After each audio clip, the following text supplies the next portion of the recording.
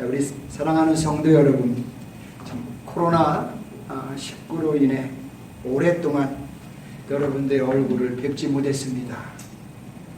그러나 하나님의 보호하심과 돌보심 가운데 이렇게 건강한 모습으로 여러분 모두를 다시 뵐 수 있게 돼서 정말 진심으로 감사를 드립니다. 저는 사실 여러분들이 너무 보고 싶었습니다. 어떻게 지내실까 궁금하더라고요. 저뿐만 아니라 여러분들도 아마 모두 같은 마음이었을 것이라고 저는 그렇게 믿습니다. 하지만 안타깝게도 코로나19가 아직도 우리의 삶을 위협하고 있습니다. 어쨌든 이 코로나19가 종식될 때까지 절대 방심하지 마시고 여러분 건강관리를 철저하게 잘 지금처럼 하실 수 있기를 바랍니다. 끝까지 한 분도 어려움 없이 이것이 끝날 때까지 우리 모두 승리할 수 있기를 소망합니다.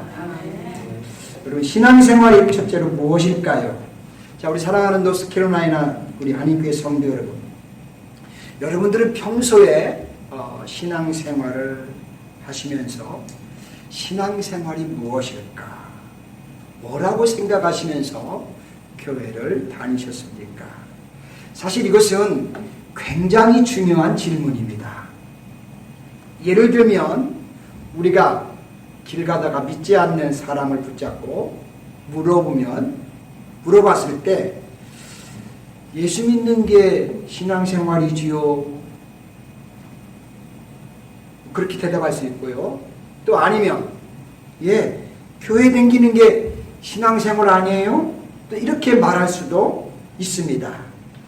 자, 그러나 이번에 교회를 다니는 사람들에게 물으면 하나님의 축복받는 것이 그래도 신앙생활이지요. 이렇게 대답하실 수도 있습니다. 또 어떤 분은 기도에 이제 체험을 하신 분들은 신앙생활 그래도 기도지요. 또 아니면 전도를 해서 많은 사람들을 주께로 인도하신 분은 신앙생활 전도지요. 아니면 선교지요. 주일 성수지요. 이렇게 말할 수 있습니다. 또 어떤 분은 목사님 신앙생활은 마음 평강을 누리는 거 아니겠습니까? 아니면 그래도 신앙생활은 우리 자녀가 잘 되는 길입니다. 라고 또 말할 수도 있습니다. 다 맞습니다.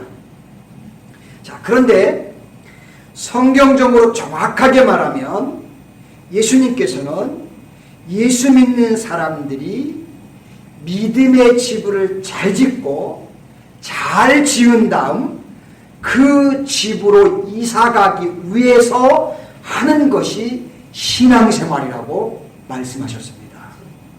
마태복음 5장에서 7장에 보시면 유명한 예수님의 산상수훈의 말씀이 나옵니다. 사실 이것은 예수님께서 예수님을 믿고 예수님을 따르는 무리들에게 구약이 가지고 있는 전체 내용과 예수님의 공생의 사역을 통해 펼치실 내용들을 하나로 묶어서 주옥 같은 메시지를 증거해 주시면서 이와 같은 것들이 신앙생활이다 라고 하신 것이 산상수훈입니다. 자, 그러면서 예수님이 산상수훈을 마치면서 결론을 마지막에 내리시는데 7장 24절로 27절입니다. 그러므로 누구든지 나의 이 말을 듣고 행하는 자는 그 집을 반석 위에 지은 지혜로운 사람과 같으리니 비가 내리고 창수가 나고 바람이 불어 그 집에 부딪히되 무너지지 아니하나니 이는 주초를 반석 위에 놓은 까닭이요 나의 이 말을 듣고 행하지 아니하는 자는 그 집을 모래 위에 지은 어리석은 사람 같으리니 비가 내리고 창수가 나고 바람이 불어 그 집에 부딪힘에 무너져 그 무너짐이 심하니라고 하셨습니다. 자, 이 말씀에 의하면 예수님은 신앙생활을 집 짓는 것으로 비유하셨습니다. 어떤 사람은 하나님의 말씀을 듣고도 그것을 행치 않고 자기 하고 싶은 대로 제 멋대로 자기의 소견에 옳은 대로 믿어서 큰 환난 앞에 그 신앙의 모든 것이 다 무너져 내려 모래 위에 집을 짓는 것과 같다고 했습니다. 또 반대로 또 다른 어떤 사람은 하나님의 말씀을 듣고 그 말씀대로 열심히 노아처럼 준행하며 사는 가운데 역시 큰 어려움이 왔지만 그 환난 앞에 흔들림 없이 끝까지 견디며 무너지지 않는 반석 위에 집을 짓는 사람도 있다고 했습니다. 이처럼 예수님께서는 그 사람의 신앙생활이 잘하던 잘못됐던 어떻게 비유하셨느냐? 집 짓는 비유로 말씀하셨습니다. 모래 위에 짓는 집 같기도 하고 반석 위에 짓는 집으로 이렇게 비유를 하셨습니다. 자, 바울 사도께서도 오늘 본문 말씀에서 예수님과 똑같이 집 짓는 것으로 말씀하셨습니다. 10절 12절에 보시면 내게 주신 하나님의 은혜를 따라 내가 지혜로운 건축자와 같이 토를 닦아두매 다른 이가 그 위에 세우나 그러나 각각 어떻게 그 위에 세울까 조심할지니라. 이 닦아둔 것 외에 능히 다른 터를 닦아둘 자가 없으니 이 터는 곧 예수 그리스도라. 만일 누구든지 금이나 은이나 보석이나 나무나 풀이나 짚으로 이 터 위에 세우면 이라고 이렇게 집 짓는 것으로 역시 말씀합니다. 즉 모든 사람들이 하나님의 은혜를 따라 지혜로운 건축자와 같이 집을 짓는데 예수 그리스도의 터 위에, 즉 예수 그리스도의 기초 위에다가 각각 자기의 집을 짓는다는 것입니다. 자, 그러나 뭐라고 하시냐면 각각 어떻게 세울지 조심하라는 겁니다. 어떤 사람은 금으로, 어떤 사람은 은으로, 또 어떤 사람은 보석으로, 심지어 나무로, 풀로, 짚으로 집을 짓는다는 것입니다.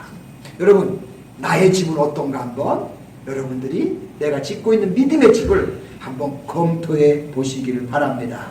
자, 그리고 예수님에게 직접 배웠던 수제자 베드로 사도 역시 베드로전서 2장 4절로 7절에 보시면 사람에게 버림바가 되었으나 하나님께는 택하심을 입은 보배로운 산돌이신 예수께 나아가 너희도 산돌같이 신령한 집으로 세워지고 라고 하며 예수님은 집 모퉁이의 머릿돌이라고 했고 예수를 믿는 우리는 그 모퉁이 머릿돌 위에다가 신령한 집을 짓는 사람들이라고 했습니다. 자, 우리 성도 여러분, 신앙생활은 이와 같이 우리가 집을 짓는 것입니다. 그리고 그 집이 완성이 되면 우리는 그 집으로 옮겨가는 것입니다. 고린도후서 5장 1절에 보시면 바울 사도께서 만일 땅에 있는 우리의 장막집이 무너지면 하나님께서 지으신 집, 곧 손으로 지은 것이 아니요 하늘에 있는 영원한 집이 우리에게 있는 줄 아느니라 라고 했습니다. 여러분들은 구원에 대해 어떤 확신을 가지고 신앙생활을 하십니까? 바울 사도께서 골로새 교회 성도님들에게 구원에 대해서 설명을 하실 때 골로새 1장 13절로 14절에 보시면 그가 우리를 흑암의 권세에서 건져내사 그의 사랑의 아들의 나라로 옮기셨으니 그 아들 안에서 우리가 속량 곧 죄사함을 얻었도다라고 했습니다. 즉 우리를 어두움의 권세 가운데서 건져내서 하나님이 사랑하시는 그의 아들의 나라로 옮겨가는 것이 구원이라고 그렇게 설명했습니다. 즉 구원은 그래서 뭐냐면 우리가 이민 가는 겁니다. 이 땅에 있다가 하나님이 하늘에 지어놓으신 그 신령한 집으로 이민 가는 겁니다. 자, 여러분 바울 사도께서 이렇게 주장하는 이유는 예수님이 그렇게 말씀을 하셨기 때문입니다. 예수님께서 하늘나라로 가시기 직전에 제자들만 따로 모아놓고 이렇게 말씀을 하셨습니다. 요한복음 14장 1절로 4절에 보시면 너희는 마음에 근심하지 말라. 하나님을 믿으니 또 나를 믿으라. 내 아버지 집에 거할 곳이 많도다. 그렇지 않으면 너희에게 일렀으리라. 내가 너희를 위하여 거처를 예비하러 가노니 가서 너희를 위하여 거처를 예비하면 내가 다시 와서 너희를 내게로 영접하여 나 있는 곳에 너희도 있게 하리라. 내가 어디로 가든지 그 길을 너희가 알리라 고 말씀을 하셨습니다. 자, 그러므로 이 모든 말씀을 종합해서 결론을 내린다면 신앙생활이란 모퉁이 돌 되시는 예수님을 기초로 하여 그의 집을 잘 지은 다음 예수님이 우리를 오라 부르실 때 예수님이 계시는 하늘나라 집으로 옮겨가는 것, 그것이 바로 우리의 신앙생활입니다. 믿습니까? 네. 자, 두 번째로 심판이 있습니다. 조금 전에 우리는 예수 그리스도인들의 신앙생활이 무엇인가를 살펴봤습니다. 그렇다면 우리의 신앙생활은 그것으로 다 끝이 날까요? 그러나 성경은 그렇지 않다고 우리에게 말씀을 하십니다.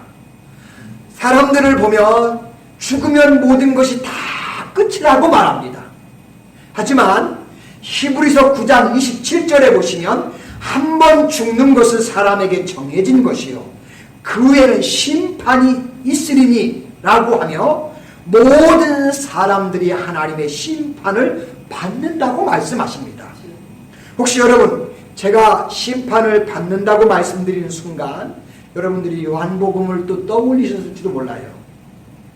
요한복음 3장 16절로 17절에 보시면 하나님이 세상을 이처럼 사랑하사 독생자를 주셨으니 이는 그를 믿는 자마다 멸망하지 않고 영생을 얻게 하려 하심이라. 하나님이 그 아들을 세상에 보내신 것은 세상을 심판하려 하심이 아니요 그로 말미암아 세상이 구원을 받게 하려 하심이라. 그를 믿는 자는 심판을 받지 아니하는 것이요 라고 했습니다. 분명히 예수님의 이 말씀에 의하면 심판을 받지 않는 것이 옳은 것입니다. 그러나 여러분, 이것은 심판을 안 받는 것이 아니고 받는데 죄에 대한 심판에서 죄가 제외된다는 겁니다. 그러니까 예수 믿는 사람들은 죄에 대한 심판을 받지 않는다는 말을 예수님이 지금 한 겁니다. 그렇다면 여러분, 왜 사람들이 심판을 받습니까? 마태복음 24장에 보시면 예수님이 이 세상 종말 끝에 일어날 여러 가지 징조들을 말씀해 주십니다. 그리고 25장에 가면 예수님께서 세 가지 비유의 말씀을 하시는데요. 첫 번째가 등불을 가지고 신랑을 맞으러 나간 열처녀 비유가 나오고요. 두 번째가 달란트 비유가 나오고, 그리고 세 번째가 양과 염소의 비유가 나옵니다. 자, 예수님이 재림하셔서 이 세상에 종말이 오면 어떤 현상이 벌어지느냐 하면 마태복음 25장 31절로 33절에 보시면 인자가 자기의 영광으로 모든 천사와 함께 올 때에 자기 영광의 보좌에 앉으리니 모든 민족을 그 앞에 모으고 각각 구분하기를 목자가 양과 염소를 구분하는 것 같이 하여 양은 오른편에 염소는 왼편에 두리라고 그렇게 말씀하십니다. 자, 여러분, 이것이 첫 번째 심판인데요. 그 심판이 뭐냐면 구분하고 가르고 분리하기 위해서 하는 심판이 있습니다. 이것은 이 세상에 태어난 모든 사람에게 다 해당됩니다. 즉 하나님의 나라의 백성과 그렇지 않은 사람들을 구분하고 분리하기 위해서 심판이 있습니다. 자, 오른편에 있는 사람들에게는 임금이 이르시되 내 아버지께 복을 받은 자들이여 나와 창세로부터 너희를 위하여 예비된 나라를 상속받으라 라고 하십니다. 자, 이번에는 반대로 또 왼편에 있는 사람들에게는 이르시되 저주를 받은 자들아 나를 떠나 마귀와 그 사자들을 위하여 예비된 영원한 불에 들어가라고 하십니다. 즉 천국과 지옥으로 갈리는 심판이 있습니다. 실제로 성경에 그 샘플이 있습니다. 누가복음 16장 19절로 31절 사이에 보시면 부자와 거지 나사로의 이야기가 나옵니다. 여러분, 많은 사람들이 거지와 나사로의 이야기를 비유라고 말씀을 하는 것을 제가 들어요. 심지어 목사님들도 그렇게 설교하는 분도 있습니다. 그런데 결코 이것은 비유가 아닙니다. 예수님이 말씀하신 실제 이야기입니다. 여러분, 구약 성경을 바탕으로 하면 유대인들은 절대로 실존하지 않는 인물의 이름을 기록하는 법이 없습니다. 요나서에 나오는 요나 이야기, 이것도 가끔 비유로 설명하는 사람들이 있는데 이거 역시도 절대 잘못된 겁니다. 요나의 거명이요, 열왕기하 14장 25절에도 아미떼 아들 요나의 족보의 이름이 나와요. 근데 사람들이 이건 마치 물고기 뱃속에 들어갔다 나왔다니까 그냥 어떤 이야기, 신화에서 끌어온 이야기로 생각. 성경은 절대 그렇지 않습니다. 그러므로 실존하지 않는 인물을 함부로 기록하지 않습니다. 이 부자와 거지 나사로의 이야기에는 아브라함의 이름도 거명이 되는 것을 봅니다. 그렇기 때문에 이것은 절대 비유가 아닙니다. 자, 여러분들이 알고 계신 것처럼 부자와 거지 나사로가 각각 하나님이 부르셔서 돌아가셨습니다.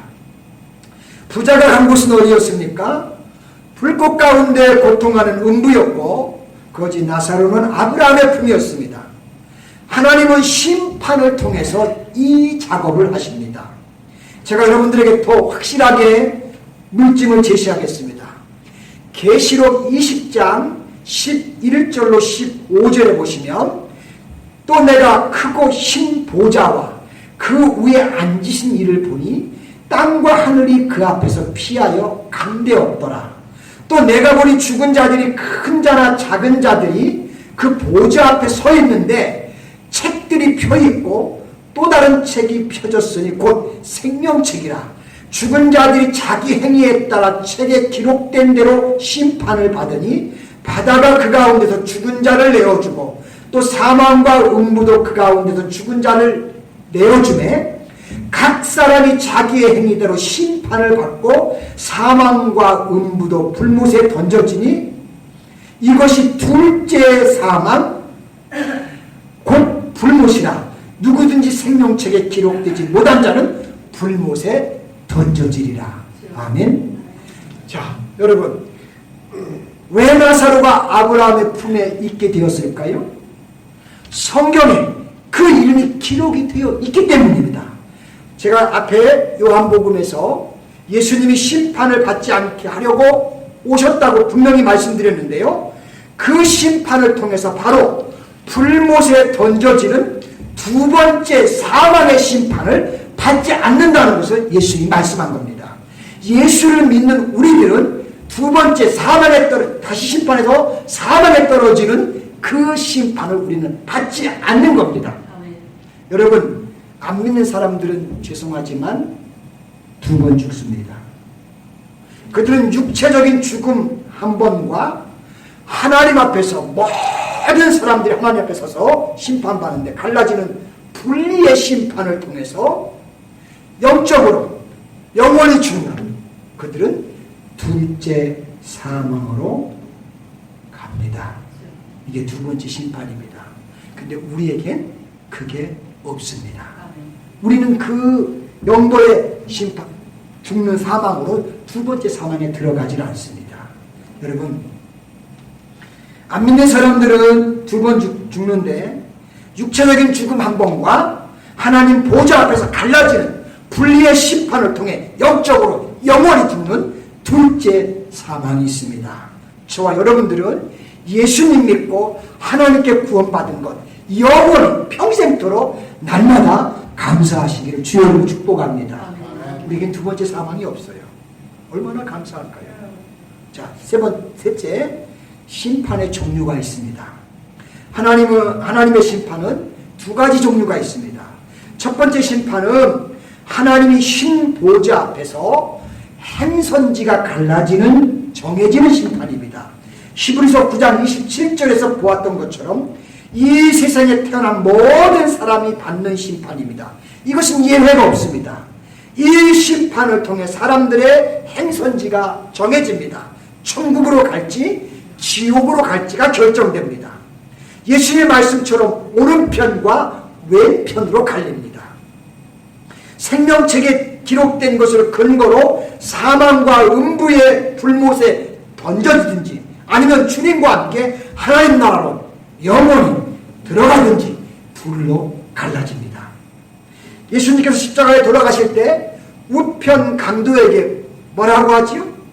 내가 진실로 내게 이르노니 오늘 내가 나와 함께 어디에 있으리라? 할렐루야. 낙원에 있으리라고 하셨는데 그곳으로 들어가게 됩니다.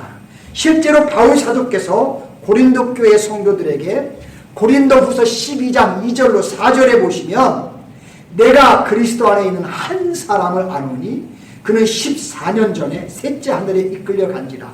그가 몸 안에 있었는지 몸 밖에 있었는지 나는 모르거니와 하나님은 아시느니라. 내가 이런 사람을 아노니 그가 낙원으로 이끌려가서 말로 표현할 수 없는 말을 들으니 사람이 가히 이르지 못할 말이로다 라고 그렇게 간증해 놓은 곳이 있습니다. 사실 이건 바울 사도가 그렇게 치봉한 겁니다. 자, 우리 사랑하는 노스캐롤라이나 한인교회 성도들, 누가 여러분에게 인생 중에 당신이 최고로 잘한 것이 무엇입니까? 하고 여러분에게 묻는다면 내 일생 중에 내가 최고 잘한 것은 예수님을 믿은 것, 이것이 최고 잘한 것이라고 뽑을 수 있기를 바랍니다. 여러분, 이 다음 분명히 하늘나라에 가셔서 우리 하늘나라에서 또 여러분 만날 겁니다. 저를 만나면 그래요. 그때 목사님이 하신 말씀이 정말 맞았네요. 그렇게 하실 수 있기를 바랍니다. 아멘. 저는 그렇게 믿습니다. 여러분도 그렇게 믿는 줄로 믿습니다. 마지막으로요, 두 번째 심판은 상급의 심판이 있습니다. 자, 이 심판은 예수를 안 믿는 사람에게는 전혀 해당이 없는 심판입니다. 여러분, 예수님을 믿는 사람들은 심판을 두 번 받습니다. 이 두 번째 심판은 정죄를 당하는 심판이 아니라 이 심판을 통해 내가 하나님 나라에서 어느 정도까지 주님과 함께 같이 다스릴 수 있는 자리에 서게 되는지 결정이 되는 심판입니다. 즉 내가 수고한 대로 받는 상급의 심판이 있습니다. 고린도후서 5장 9절로 10절에 보시면 바울 사도께서 고린도 교회 성도들에게 그런즉 우리는 몸으로 있든지 떠나 있든지 주를 기쁘시게 하는 자 되기를 힘쓰노라. 이는 우리가 반드시 그리스도의 심판대 앞에 나타나게 되어 각각 선악간의 그 몸으로 행한 것을 따라 받으려 함이라 라고 했습니다. 자, 바울 사도께서 복음을 위해 그렇게 힘쓰고 애쓰며 주님을 기쁘시게 하는 이유는 그가 행한 대로 주시는 하나님의 상급을 받기 위해서라는 겁니다. 우리가 열심을 내어서 교회를 섬기는 이유도 바로 이것인 줄로 믿습니다. 실제로 예수님이 계시록 22장 12절에 보시면 보라 내가 속히 오리니 내가 줄 상이 내게 있어 각 사람에게 그 행한 대로 갚아 주리라 라고 그렇게 말씀하시는 것을 볼 수 있습니다. 뭘 주신다고요? 우리 각자가 수고한 대로 우리의 상을 주신다는 사실입니다. 자, 어떻게 값을 주시느냐? 마태복음 25장 14절로 30절에 나오시는 달란트 비유를 보시면 5달란트나 2달란트를 받은 사람같이 열심히 수고하고 일한 사람들에게는 잘하였도다 착하고 충성된 종아 내가 작은 일에 충성했음에 내가 많은 것을 내게 맡기리니 내 주인의 즐거움에 참여할지어다 라고 하시면서 많은 상을 약속하셨습니다.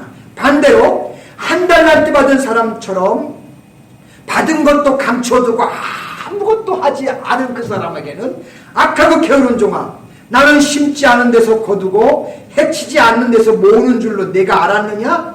그에게서 그 1달란트를 빼앗아 10달란트 가진 자에게 주어라라고 하십니다.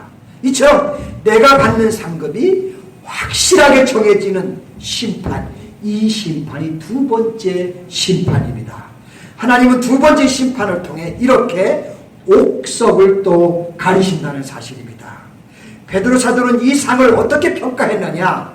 베드로전서 1장 4절에 보시면 썩지 않고 더럽지 않고 새하지 아니하는 유업을 입게 하나니 곧 너희를 위하여 하늘에 간직하신 것이라. 할렐루야. 아멘. 그렇게 말씀하셨습니다.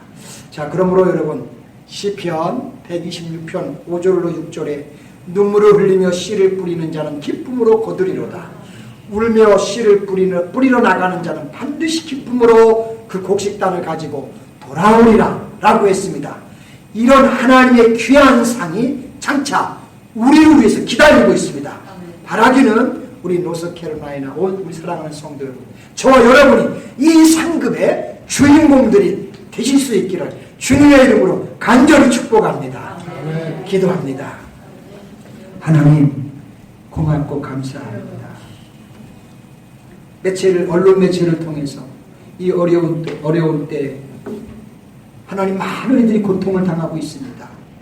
심지어 하나님의 교회들까지도 예배를 드리지 못하고 이렇게 영상으로 하는 안타까운 현실까지 왔습니다. 제가 알기로는 세계 전란 중에서도 주일의 예배는 교회들이 문을 닫지 않고 드렸다고 했는데 이 코로나19가 얼마나 위력이 엄청난지 심지어 이렇게 교회까지 문을 닫고 예배를 드리지 못하는 안타까운 일들이 벌어졌습니다. 그러나 그런 속에서도 끝까지 하나님 믿음을 놓지 않고 믿음을 잃지 않고 하나님 말씀을 붙들고 영상을 통해서라도 하나님께 예배했던 우리 사랑하는 귀한 성도님들 한 분도 어려움 없이 하나님이 지켜주시고 붙들어주시고 같이 해주신 것 감사합니다. 끝까지 하나님에 대한 사랑을 놓치지 않고 있는 자리에서 최선을 다해서 하나님을 예배하고 섬기게 하신 주님, 우리에게 장차 있을 하나님 나라의 상이 있다는 것을 다시 한번 하나님 기억하면서 끝까지 이 어려움 가운데서 우리의 믿음을 철저하게 죽으면 죽으려는 각오를 가지고 신앙을 지키는 가운데 장차 주 앞에서 주님 앞에 두 번째 있는 심판, 옥석을 가리는 그 심판에 있을 때 우리 모두가 잘했다 착한 종아 라고 하시면서 하나님으로부터 우리 모두가 상을 받으며 칭찬받으며 하나님의 은혜 가운데 그 자리에서 복을 받는 우리 온 성도들에게 하나님 축복하여 주옵소서. 혹 이런 이 기회를 통해서 많은 이들이 교회를 떠난다고 합니다. 많은 이들이 집에서 이제 그냥 이걸로 예배드려도 되려 하면서 한다고 하는 이야기도 들려봅니다. 너무 가슴 아픈 이야기인데 하나님 죽도록 끝까지 우리 남은 생애 동안 충성할 수 있도록 변함없이 우리 하나님 사랑할 수 있도록 우리에게 은혜 주옵소서. 예수님의 거룩하신 이름으로 기도드립니다. 아멘. 우리 찬송가 320장 드리면서 하나님께 준비하신 예물 드립니다.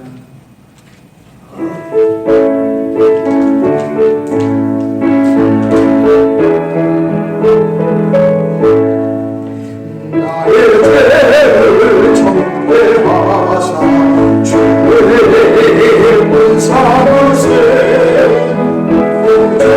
주의 넓은 사랑 항상 찬송합니다. 나를 문 삼으세 무슨 능력 주시고 언제든지 주께로 전하여 주소서. 내게 부어주시며 내게 하신 주 채워주사 너희 하소서. 나를 불쌍하시 능력 주시고 언제든지 주 뜻대로 사용하여 주소서. 힘을 불어주사 주의 능력 부어라. 나를 기억하시네 내 맘속에 너를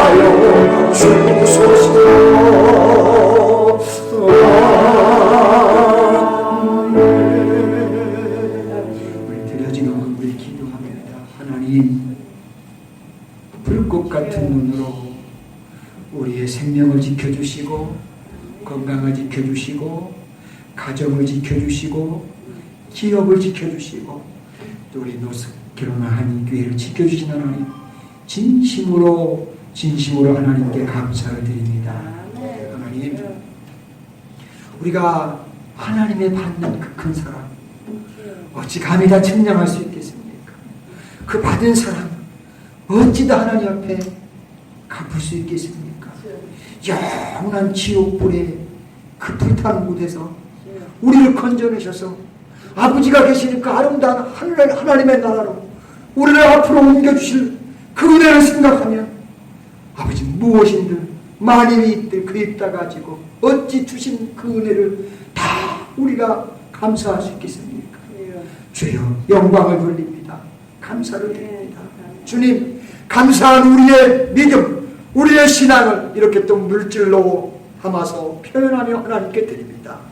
아버지, 우리의 형편대로 최선을 다해서 우리가 드렸사온데 하나님 기쁘게 받아주시고 연락하여 주시고 우리가 이 땅에 사는 동안 아버지 앞에 부르심받아 가는 그날까지 아버지 믿지 않는 사람들에게 부끄러움 당하지 않게 우리의 삶을 축복해 주셔서 자고도 넘치게 하시고 믿는 자들이 저렇게 하나님을 잘 믿으니 아름답게 되는구나 하며 많은 이들이 우리를 보고 하나님을 오히려 찬송하고 경배할 수 있도록 우리의 삶에 하나님의 은혜가 넘치게 하여 주시기를 기도하며 간구합니다. 어느 곳에 있든 어떤 자리에 있든 어떤 직장에 있든 무엇이라든 하나님 그 자리가 아름답게 하시고 30배, 60배, 100배 아버지 성경에 약속한 대로 열매가 되게 도와주셔서 하나님께 큰 영광이 되는 우리의 삶이 되게 축복하여 주시옵소서. 아버지, 우리 교회도 축복해 주시기 원합니다. 주님, 만민이 기도하는 집이라고 하지 않았습니까? 만민이 찾아나와 기도할 수 있도록 만민을 이곳에 붙여주시기를 기도합니다. 하나님, 사람들의 발길을 이곳으로 보내주시기를 기도합니다. 주여, 때가 처음에 보내실 줄로 믿습니다. 하나님, 이때를 외면하지 마시고 그냥 두지 마시고 주께서 반드시 결단코 역사하셔서 큰 영광 돌리는 우리 교회와 우리 성도님들에게 하나님 은총을 주옵소서. 혹시라도 멀리 떨어져 있는 우리 자녀들 있습니까? 부모님들 계십니까? 하나님, 어느 곳에 있든지 하나님께서 동일하게 같이 하여 주셔서 우리의 삶에 하나님이 주시는 참 평화가 있도록 역사하여 주옵소서. 예수님의 거룩하신 이름으로 기도드립니다. 아멘.